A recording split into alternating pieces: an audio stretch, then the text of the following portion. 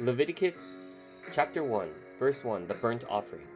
Now the Lord called to Moses and spoke to him from the tabernacle of meeting, saying, Speak to the children of Israel, and say to them, When any one of you brings an offering to the Lord, you shall bring your offering of the livestock, of the herd, and of the flock.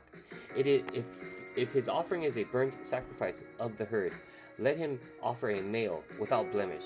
He shall offer it of his own free will at the door of the tabernacle of meeting before the Lord.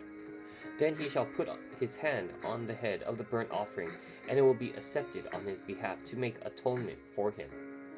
He shall kill the bull before the Lord, and the priests, Aaron's sons, shall bring the blood and sprinkle the blood all around on the altar that is by the door of the tabernacle of meeting. And he shall skin the burnt offering and cut it into its pieces.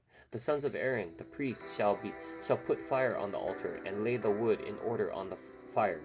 Then the priests, Aaron's sons, shall lay the parts, the head and the fat, in order on the wood that is on the fire upon the altar. But he shall wash its entrails and its legs with water, and the priest shall burn all on the altar as a burnt sacrifice, an offering made by fire, a sweet aroma to the Lord. If his offering is of the flocks, of the sheep, or of the goats as a burnt sacrifice, he shall bring a male without blemish. He shall kill it on the north side of the altar before the Lord, and the priests, Aaron's sons, shall sprinkle its blood all around on the altar. And he shall cut it into its pieces, with its head and its fat, and the priest shall lay them in order on the wood that is on the fire upon the altar. But he shall wash the entrails and the legs with the water. Then the priest shall bring it all and burn it on the altar. It is a burnt sacrifice, an offering made by fire, a sweet aroma to the Lord. And if the burnt sacrifice of his offering to the Lord is of birds, then he shall bring his offering of turtle doves or young pigeons.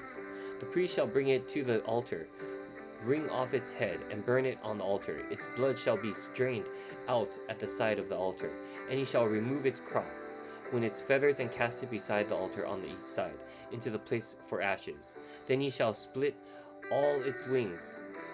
Then he shall split it at its wings, but shall not divide it completely. And the priest shall burn it on the altar, and the wood that is on the fire. It is a burnt sacrifice, an offering made by fire, a sweet aroma to the Lord. Let's read the commentary here for Leviticus 1.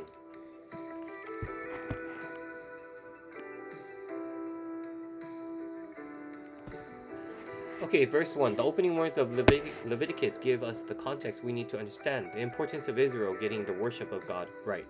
After all, his character is pure holiness. Moses recorded the moment when God revealed to him the regulations for proper worship. Then the Lord summoned Moses and spoke to him from the tent of meeting, the tabernacle. Moses did not sit down with the priests and Levites to brainstorm a worship program that they thought would please God. The regulations contained in Israel's book of worship came from the Lord himself. Verse 2 through 9. In keeping with God's perfect holiness, the burnt offering was to be perfect, an unblemished animal. The burnt offering was the most frequent of Israel's offerings, to be offered by God's priests every morning and evening. But its frequency in no way diminished its importance.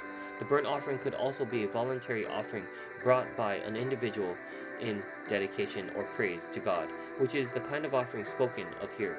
The worship brought the offering and laid his hand on the animal's head to signify that it was his substitute to make atonement for his sin. The offerer had then skinned and cut up the animal for burning by the priest, who also sprinkled its blood on the altar. This was a messy affair. Atoning for sin is serious business. The burnt offering was unique in that the entire sacrifice was consumed as a food offering, a pleasing aroma to the Lord. The Hebrew word for the burnt offering meant to ascend. The smoke from the fire ascended into God's nostrils, so to speak, and pleased him. This was critical for Israel because pleasing a holy God for performing acceptable worship in his presence was a life and death matter to his people. As we will soon learn from the deaths of Aaron's sons who violated God's commands and paid the ultimate price for doing things their own way, God's pleasure with an acceptance of the sacrifice also gave the worshiper the assurance that he, despite being a sinner, was accepted and given in God's holy presence. In verse 10 through 17, one of One other feature of the burnt offering worth noting is that no Israelite was left out of giving it, no matter how poor he was. The most expensive offering came from the cattle herd, with a sheep or goat being next in order of cost.